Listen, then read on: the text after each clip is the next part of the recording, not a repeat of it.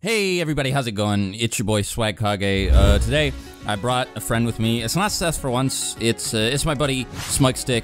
We've known each other for a while, so I'm just gonna call him Luis. He's just gonna call me Rob. But feel free to introduce yourself. Hi guys, I'm Luis. So anyway, okay. I'm Luis Smugstick. I do Dragon Ball videos. Anyway, so in case the thumbnail didn't tip you off, we're gonna be talking about what we feel the best fight in Dragon Ball is. For me, it's like my actual personal favorite. Well, I don't know if it's my personal favorite, but it is one that I often I pretty much tell everybody I know. Yeah, this is the best fight in Dragon Ball. Original manga, GT, Super, everything. I don't think anything competes. I know he told me before that he has some fights that he likes better personally, and I'm not really sure. I'm pretty sure this is the one that I like the best, though. But regardless, I definitely think that if I'm looking at this, objectively, that this is probably the best fight. And I don't mean to say that in a way that's like you're correct if you say that this fight is the best. When I say objectively, I more mean, stripping, looking at it without letting emotion influence it, you know? Yeah, completely. I agree. Like you said, I have a lot of opinions about the different fights in Dragon Ball. And I don't think this is my absolute favorite one, but I think looking at everything around it, the fight itself, I just think this is what encapsulates the very best that Dragon Ball brings to the table. Like, for example, I totally love the Majin Vegeta fight, the Kid Buu fight because of the way he uses his body, but I think Goku versus Jackie Chun might be my favorite one, just because of the emotional value around the whole thing, you know? Yeah, I mean, so there's a lot of stuff in Dragon Ball that does the same stuff that this fight does. There are a lot of scenes that were either done before or would be done later. There are a lot of dynamics that this fight shares with other fights in Dragon Ball. In particular, I think that a lot of the fights from Z sort of copy the formula that this fight has, where, the villain will start out beating the protagonist, and then the protagonist will power up and start beating up the bad guy. So the bad guy will power up and then start beating the protagonist. And at some point throughout this exchange, they'll get really mad and try to blow up the planet. It happens literally every time with every climax battle in Dragon Ball afterwards. I feel like you can kind of tell that this is where all that stuff began. I don't know, I feel like Vegeta's pride and all of the other aspects of his character that lead him to get really mad when he gets injured by Goku, that lead him to be like, yeah, I think I'm just gonna blow up the planet. I feel like it comes a lot more naturally to him, and it doesn't feel like, yeah, okay, I guess we're doing this again, you know what I mean? This one sets a lot of trends that continue on for the later of the series, like you said. For example, the beam struggle is really probably the most iconic one here. Of course, we've seen that before with Jackie Chun versus Goku, or Piccolo versus Goku, but this one and the Cell one is probably the ones that people remember the most. Yeah, it's this one and the Cell one. Yeah, exactly. Yeah. Reading it again with the full color manga, I realized just how bloody it is. It's probably one of the most visceral fights in all of Dragon Ball. Everybody's struggling, everybody's on the ground, on their last breath. They're trying their very best to do what they can to defeat Vegeta, or Vegeta to defeat Goku. It's just incredible all around. One thing that's so weird about this fight is it feels a lot more grounded than a lot of the stuff that comes before and after it. And that's really weird to say because it's the arc where aliens are introduced and we find out that Goku is an alien, and then they come in and one of them lifts up his fingers and blows up a whole city. It's really weird, but I mean the progression of events, all the character motivations, everything feel a lot more natural. Raditz goes there to check on his brother, and then while he's there, he ends up transmitting, unbeknownst to the heroes, that there are wish-granting Dragon Balls on the planet, which catches the attention of his comrades, who you would assume he has comrades anyway. He's dressed in this military gear, so you'd think he works with people. And then those people, they're really interested in the ability to grant wishes, so they show up, and it's really that simple. And, it seems a lot more digestible than, way back before the time skip, this one guy that you never even met, made these androids that are stronger than Frieza. It seems a lot more believable than, a rogue god traveling through time to, wipe out all life ever, because he's really salty. And then, the Tournament of Power is about as contrived as it gets.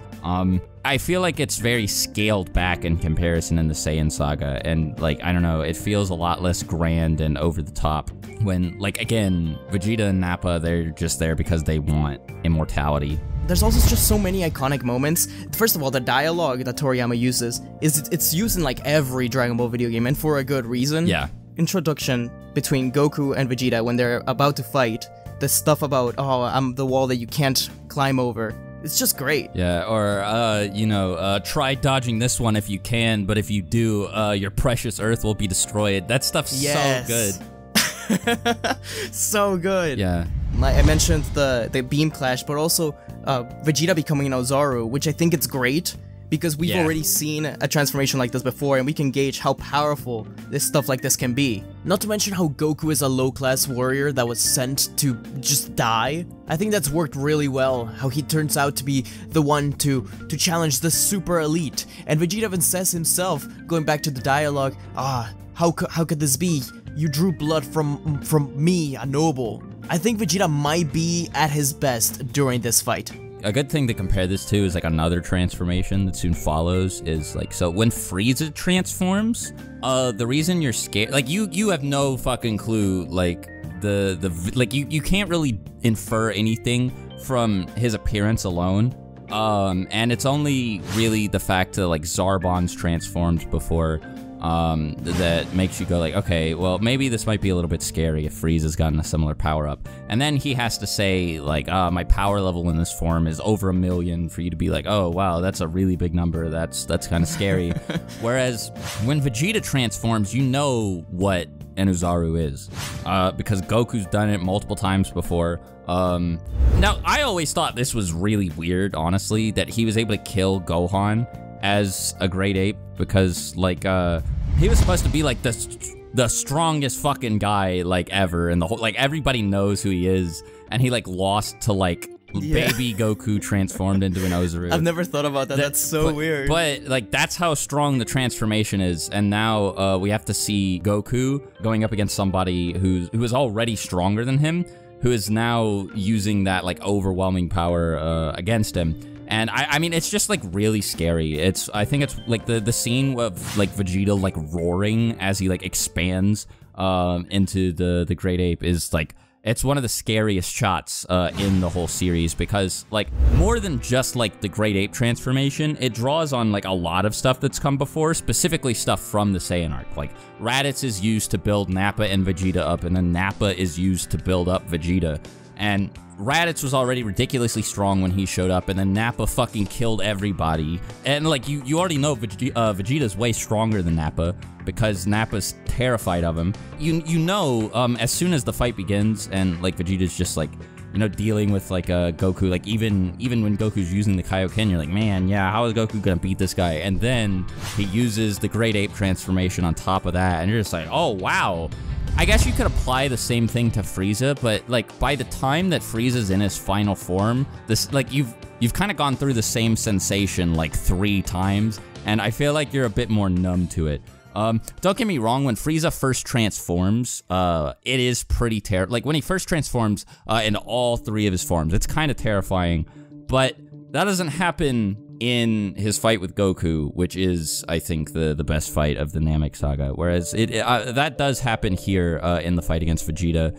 And I mean, I think it's one of the best parts of the fight, especially after that. Everything starts to feel really chaotic because, like, you know, Goku is obviously overwhelmed. Krillin and Gohan have to show up and try and help him. And then, like, once Yajirobe comes in and cuts off Vegeta's tail and saves the day, it's just both sides scrambling and fighting and clawing to try and get an advantage over the other. And it's just so cool. Yeah, it's so awesome, because it goes up and down for both of them. It's crazy to see everybody so helpless, both Vegeta and the heroes. Goku's on the ground, his legs are broken from the fight against the Ozaru. Yeah. Gohan tries to step in, he can't do anything. He becomes an Ozaru, he fucking destroys Vegeta for a second until his tail gets cut off. Yeah. Vegeta's legs are hurt, he can't do anything, and then finally Krillin tries to do something. Yeah. And he gets stopped. It's just it never ends. And I forget to mention, but the Spirit Bomb, the Genki Dama against Vegeta, it doesn't get mentioned much when people talk about this attack, but it's incredible. Goku entrusting the power of Earth to his best friend. It's such a good scene. And Krillin's awesome in it. All his friends are dead. He's alone. He has to do this, you know. You really see that he's scared, but he's willing to do anything at this point. Vegeta is so cool, by the way. When people talk about like their favorite Dragon Ball villains, I mean, I usually see them say it's like Frieza or Cell or like Piccolo. Sometimes people say Boo. He's a lot less common. But nobody ever talks about Vegeta, and Vegeta's my favorite villain from Z. Piccolo is a close contender. I might like him a little bit more, but Vegeta's definitely my favorite Z villain because, like, he clearly has character flaws. Like, right from the beginning of the fight, he's kind of being a jackass and isn't taking things seriously, and even when he transforms into in Ozaru. He continues to do this. He's like, oh, oops, Goku, did I let you live? Whoops, my mistake. I guess I'll have to work on my aim next time. And, you know, that's one of the reasons why he loses, but when he, like, actually starts trying, he's, like, clearly very smart and capable. You know, like, and I think a lot of this is communicated just through his expressions and the way he moves. Like, seeing him hop back and forth between, like, flying and then, like, ground combat, you know, like, when you see him, like, sprinting and stuff, he's very effective at doing both. Like one of the more subtle things is when Yajirobe, like, blows Krillin's cover by calling out to him and saying, like, hey, go ahead and throw the Spirit Bomb. Vegeta immediately, like, you see him, like, instantly look over his shoulder, and, like, he's still running at full speed. He doesn't stop or anything. I don't know if any of the other villains in the same position would have stopped, but I wouldn't be surprised. You know, it feels very Dragon Ball-y for, like if Cell was flying towards somebody, and then somebody had charged up a Spirit Bomb, and Yajirobe had been like, hey, throw the Spirit Bomb. You know, Cell might stop in his tracks and then look and then get hit by it. But like Vegeta, you know, he turns around and Krillin chucks it and Vegeta just fucking hops over it. It's so cool. Yeah, there's stuff like that awesome. All throughout the fight. And I mean, like, I don't know, like you can tell he's got battlefield experience, but you can tell it comes from a very different place than Goku's. You know what I mean? Yeah, that's so cool that you say that because it goes so well with the theme of the story about him being an elite and Goku being a low-class warrior. Yeah. And especially since he was trained on Earth, yeah, it's completely different in the way they fight. But it's also really funny that you talk about how Vegeta is just a complete dick to Goku the whole time. Yeah.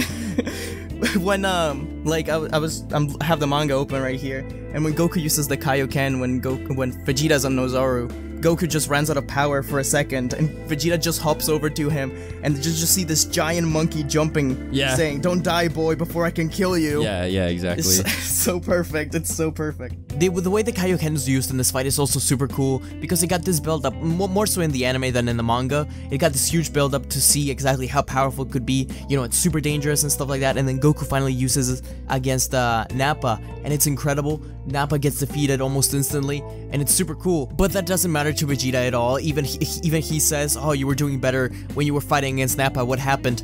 And the Kaioken just means nothing to Vegeta up until he starts using a little more higher up levels, and he can finally match up against the Prince. But up until that point, you just feel helpless for Goku, honestly. Well, no. Let me go back. Yeah, I wanted to talk about the Kaioken. The Kaioken is one of the coolest things about the fight because, like, Vegeta's, like, obviously stronger than, like, base Goku. He's even stronger than Goku when he doubles his power with the Kaioken. Kaioken times 2 is the max that King Kai let Goku do, right? Any more than that, King Kai is like, it's suicide, you'll destroy your body. But that's, like, the only way that Goku can, like, damage Vegeta. So you see him, like, bit by bit start to crank it up. And, you know, the moment he goes Kaioken times 3, Vegeta stands no chance. It becomes like a one-sided slaughter in Goku's favor. The tables turn completely. And then Vegeta uses the Gyalico. All of a sudden, Kaioken times 3 isn't enough, so Goku has to crank it up again to Kaioken times 4. And you're just like, oh my god, like even if Goku wins and overpowers Vegeta, you know, how is he gonna be able to handle the strain of, you know, Yeah, he's overdoing himself, and you're worried throughout the whole fight that he's gonna end up getting himself killed. And it's just such a cool dynamic that isn't present in any other fight, really. Yeah, completely, and I think it's super cool because it's different from the Super Saiyan transformations, because with those, you don't have something tangible to compare yourself to in power. Nobody screams out, oh yeah, the Super Saiyan, that's times 50 during the fight, you know? With the Kaioken, Goku says times 4, and you can see it adding on top of each other, you know? So it's you get a lot more of a sense of how strong Goku's becoming as the fight goes on than anything else, you know? After the beam struggle, it kind of becomes irrelevant, and it's just a way for Goku to avoid attacks. But still, that brief period in the fight where it's like vital to Goku's ability to do anything to Vegeta is really cool. Honestly, I think that's all I have to say about it. I just think it's super cool and unique. Even right down to the ending, like the fight ends with Gohan mid-D-transformation falling on top of Vegeta and crushing him. Like, every other fight ends with the person being consumed by an energy blast, in Dragon Ball Z, I mean. But, you know, Vegeta gets crushed by a little boy, and then he's just, you know, underneath a naked child's body right at the end. It's so weird, and I mean, I think it's really cool. It's very different from anything else we see, and it also, we didn't get to mention that a lot, but a bunch of other characters also take place during the fight. Krillin gets to do stuff, Gohan gets to do stuff. Yajirobe never gets to do anything again in his life. Yeah. But it's really cool to see them using team tactics, you know, oh, I'll give you the Spirit Bomb, throw it over there, oh, you missed, Gohan do something.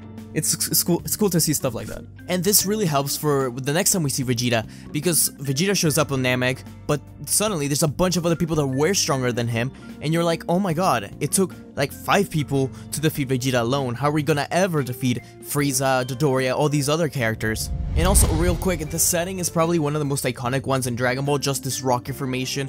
Goku and Vegeta had that iconic stare down, once towards the bottom, once towards the top. Obviously representing the elite versus the low-class Saiyan. And in the full color manga, at least, you see it go from day to dawn to dusk, and it's beautiful to see, honestly. Krillin specifically isn't really instrumental in like anything like this again. Like, he's obviously really important in the Namek arc because he's one of the main characters until Goku gets there, but in like fights, he doesn't really do diddly squat. He sort of stalls against Frieza, but first of all, that's played more for laughs, and second of all, that's just so that Piccolo can get there. But like when Krillin's pitching in against Vegeta, it's to defeat Vegeta. Like, there's no one else that's going to show up. It's just him, Goku, Gohan, and Yajirobe. The fact that Krillin was able to put him where... it's just so cool. You know, it's a shame to see that Dragon Ball has mostly become the Goku and Vegeta show in the present day. Like, even without giving characters weird, contrived power-ups, it's totally possible to give them a meaningful role in fights as you see here.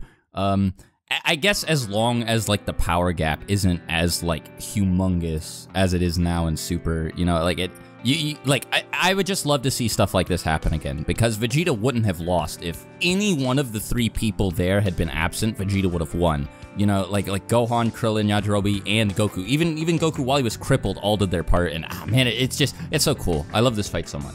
Yeah, me too. Also, Toriyama's art, just perfect, but I don't think we need to say anything about that. I mean, yeah, it's always on point, really. Toriyama is just a really great artist. Yeah, I know a lot of people know this already, but the way he does this paneling is really cool. The fight flows so well. You go ta-dan, ta-dan, ta-dan. It's just the motion of all the characters. It's like watching waves, honestly, if I'm using a metaphor. It's just really cool to see in motion. I wouldn't even have blamed them if they never made an anime, because it just looks that good. I love this fight. You reminded me how much I loved it, because I think actually talking about it through here, I might have changed my mind a little, and maybe this is my favorite fight. I think so too. The only other one that like competes with it for me is when Goku transforms into a Super Saiyan against Frieza, but that has more to do with like character stuff than the actual fight itself. Yeah, I like other ones like the Majin Vegeta fight, which is very emotional as well, but this one, the stakes are just so high, you know? Yeah, I definitely think it's in a league of its own. The only one that really compares is Ma Jr. versus Goku during the World Martial Arts Tournament at the end of Dragon Ball. Anyway, I think that's everything that I have to say. Do you have anything else you want to add? God, there's just a lot to say about this. We mostly talked about the manga, but in the anime, the soundtrack is really good, at least in the Japanese version. The voice acting of Masako Nozawa, Ryo Horikawa, incredible. But we could talk about this forever. Yeah, I don't doubt it. Thanks for coming on, Luis. As always, if you guys have any opinions of your own, feel free to leave them in the comments below. I want to hear what everybody's favorite fight is. You can just tell me what it is, or you can leave an essay alongside it. I don't really care. Make sure you go and subscribe to my buddy Luis. He makes pretty good videos. Yeah, that's me, Smugstick. Thanks for having me on, and thanks for watching the video, guys. And, yeah. Till next time, talk to you later. Swagkage out. Bye.